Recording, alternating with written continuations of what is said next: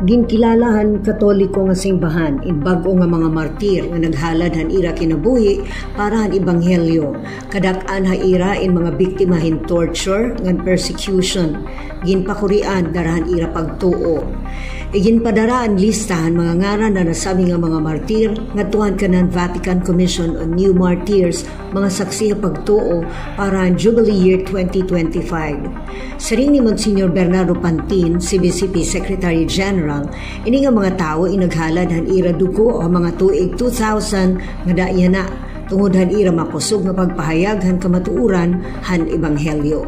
Nakadahan lista ni Father Roel Gallardo, usa nga Claretian missionary, ginkidnap han mga bandido Abu Sayyaf dito sa Basilan Province han tuig 2000. Ginpakurian darahan ira pagiging Kristiyano ngan ginpatay pagkatapos in 44 diyas nga pagpakurii dito han ira kampo. May ada upat pa nga iba nga nakilala hira June Ray Barbante, Janine Arenas, Evangeline Aromin, ngan Risa Daniel. Nagkamatay ini hiradida ang pagbombahihan Mindanao State University sa Marawi City on December 3, 2023. Ang pagbomba na hitabo samtang nagmibing sa hadtong adlawhan Domingo dito ang University Gymnasium. Buhat ini ang Islamic State Group nga ang target mga Katoliko.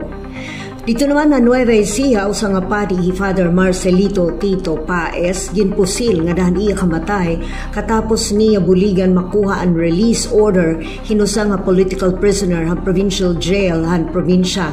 Nahitabo ini December 4, 2017.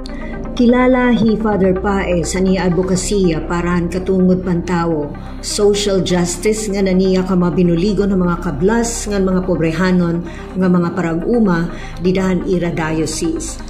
Hakadayan di oro naman ni Alberto Pinagawa, usa nga lay leader ng Eucharistic Ministry, pinatay han December 24, 2009. Darahan iya pag-uponerhan illegal nga logging ng mining operations dito han Mindanao.